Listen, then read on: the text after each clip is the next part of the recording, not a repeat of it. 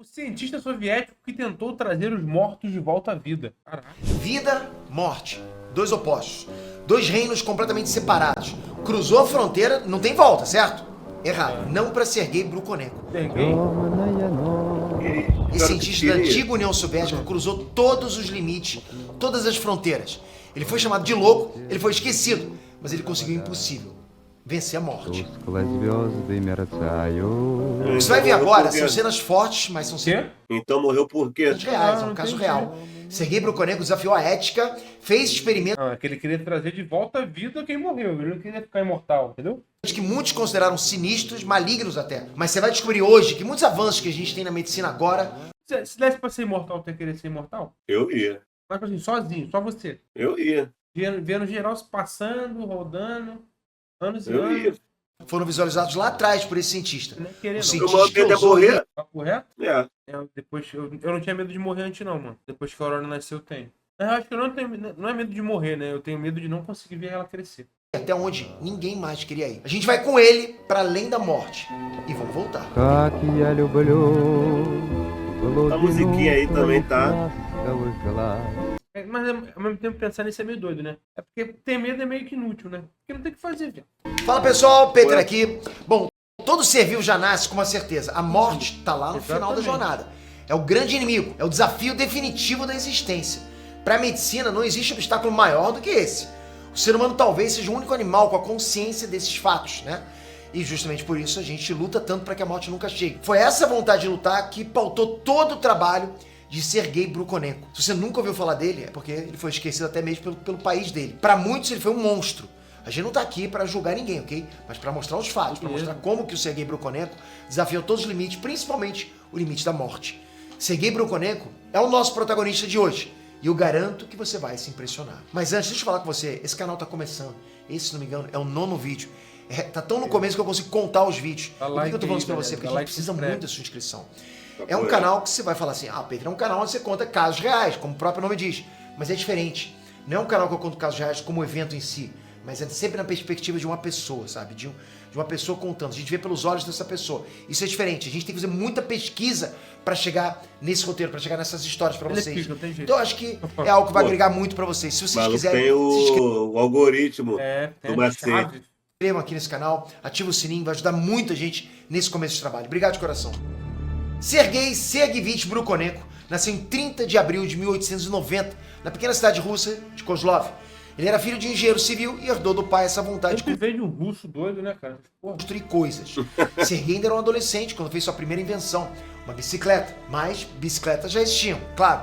O que o Sergei fez foi a própria bicicleta do zero, que ele mesmo projetou, ele mesmo construiu, usando peças adaptadas de outras máquinas.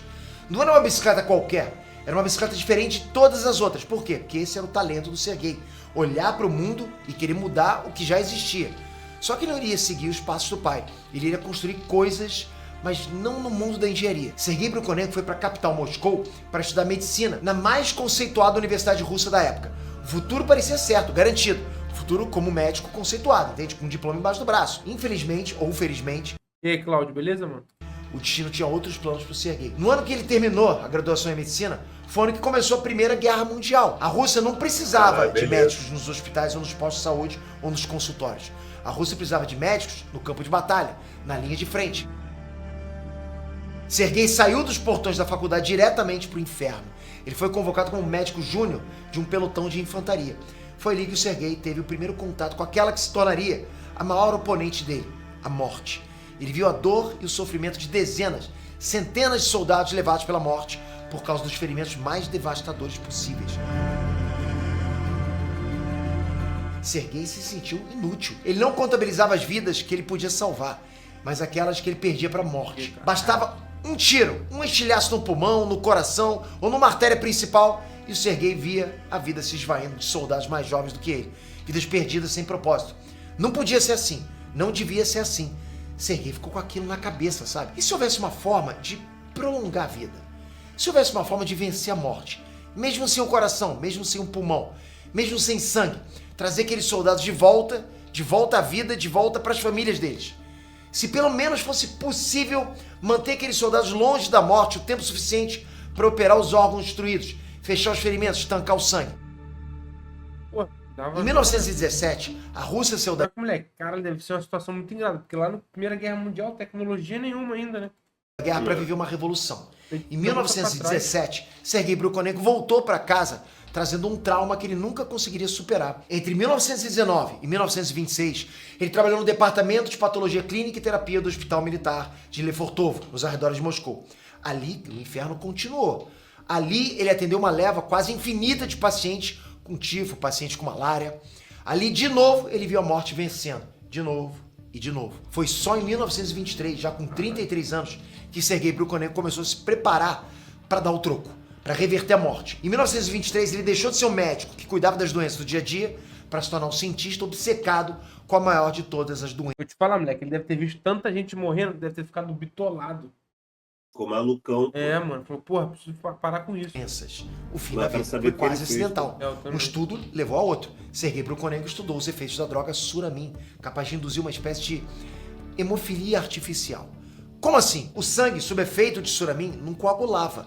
Sergei passou a usar a Suramin em transfusões de sangue entre pacientes. Um estudo levou a outro e um estudo levou à pergunta: e se esse sangue que não coagula estiver completamente fora de um ser vivo? Em 1926, Sergei Brukhonenko combinou o conhecimento que ele tinha médico com a vocação natural para a engenharia. Ele desenvolveu um aparato mecânico para bombeamento artificial de sangue vivo. Eram duas bombas conectadas por um sistema de válvula. Era uma máquina da vida, né, que ele batizou de autoinjetor. A essa estrutura, ele conectou os pulmões de um doador. O autoinjetor bombeava sangue venoso para um oxigenador. Uma outra bomba bombeava o sangue oxigenado dos pulmões do doador para a circulação do animal em tratamento. Tanto o sangue do doador quanto dos animais experimentais foram tratados com anticoagulante Suramin. Para todos os efeitos, seria o que a gente chamaria hoje de aberração. Uma fusão de máquina e carne. Um mecanismo quase artesanal, mas funcionava. Para fazer o teste definitivo, Sergei Brukhonenko parou o coração de um cachorro. O bombeamento natural do sangue foi interrompido. Para todos os fins clínicos, aquele cachorro morreu. Quando o autoinjetor foi ligado, o cachorro voltou. O cachorro permaneceu vivo por 2 horas graças à máquina. O sangue saía do corpo do cachorro, passava pela máquina, passava pelo pulmão de outro cachorro e voltava. Era o dia 1º de novembro de 1926. Esse é considerado o primeiro experimento do tipo realizado no mundo inteiro. A tecnologia de bombeamento externo já existia, mas nunca tinha sido testada depois da morte clínica. Sergei Brukhonenko tinha quebrado a primeira barreira. A ideia de que, se o coração para, o organismo morre. Não, a cobaia canina tinha morrido, mas tinha voltado graças aos aparelhos. Essa mesma cobaia foi mantida viva por mais 2 horas, sem que o coração funcionasse. Sergei Brukhonenko não parou por aí.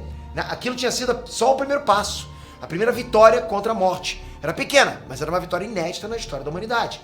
Daí pra frente ele não parou mais, sempre experimentando um passo além. Tudo isso levou ao curta-metragem Experimentos na Ressurreição de Organismos.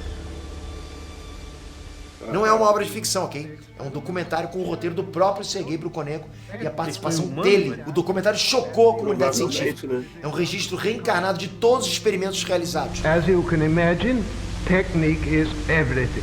A partir de agora, as cenas são realmente chocantes. Se você tem algum tipo de sensibilidade, eu recomendo que você não assista. São experimentos com animais que certamente seriam proibidos hoje, em qualquer lugar do mundo, mas aconteceram na União Soviética em 1940. O documentário já abre com a imagem de um coração. Não é um desenho, não é uma ilustração. Caralho, é um coração real de um cachorro do lado de fora do corpo.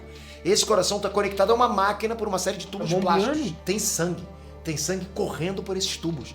A máquina bombeia e o coração pulsa. A gente está vendo um coração batendo fora do corpo. Parece filme de terror, mas é uma cena verdadeira de um experimento científico. A gente vê também um pulmão de um cachorro numa espécie de bandeja. Tudo está conectado pelo equipamento. É a fusão carne e máquina, tecido vivo e metal e plástico. Um fole bombeia o pulmão oxigena o sangue circula pelo coração.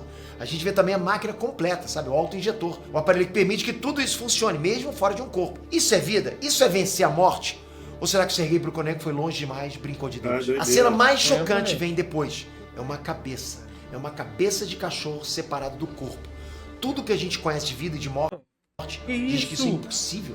Uma cabeça não sobrevive sem o corpo, mas essa cabeça está conectada com o autoinjetor. O sangue entra, o sangue sai. E a cabeça está reagindo. Temos conta que esse experimento já tinha sido realizado antes pelo Sergei Brukhonenko diante de uma plateia. Nesse experimento ao vivo, a cabeça tinha chegado a engolir um pedaço de queijo. Para onde que foi? Para lugar nenhum. mas a reação existiu. Ainda assim, o experimento gravado vai além. O documentário mostra, então, o Sergei Brukhonenko testando com um cachorro inteiro. Um cachorro perfeitamente normal. Ele remove o sangue do animal, tira tudo mesmo. O coração para de bater. Definitivamente, acabou, não tem o que falar. O animal não está mais vivo. Passam-se 10 minutos sem nenhum movimento. Não existe nenhum batimento cardíaco. Nenhuma parte do cachorro reage a mais nada. Então o médico religa o autoinjetor. O sangue volta a circular pela estrutura.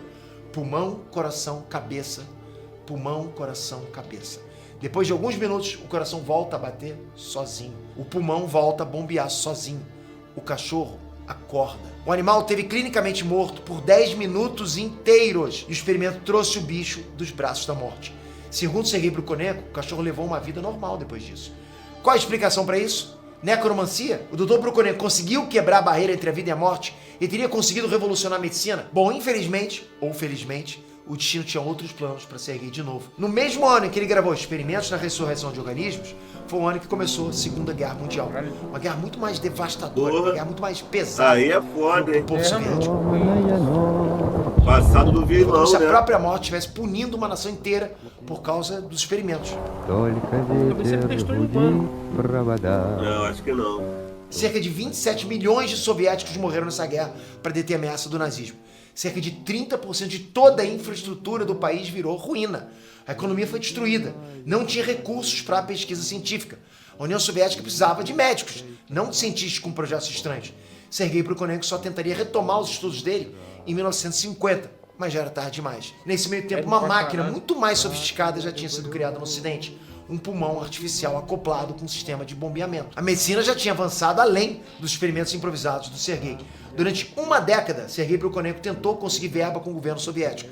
Teve acesso a cadáveres humanos para estudo, mas não tinha mais forças para avançar. Ele estava perdendo a mais antiga das batalhas. Em 1960, Sergei Brukhonenko foi finalmente derrotado. A morte venceu e levou ele embora, sem chance de retorno. Moleque, será que ele ia conseguir, viado?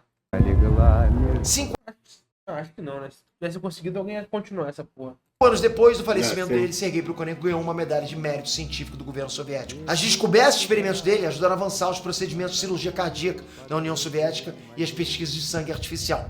Então, sim, a mente estranha do Sergei Brukhonenko ajudou a salvar muitas vidas. Lá do outro lado, de onde não se volta mais, de alguma forma, talvez ele tenha sorrido pela vitória. A nossa batalha diária continua. Nossa sorte é que existem ainda muitos personagens que ajudam para que tudo faça algum sentido. São as histórias desses personagens que a gente traz aqui no canal.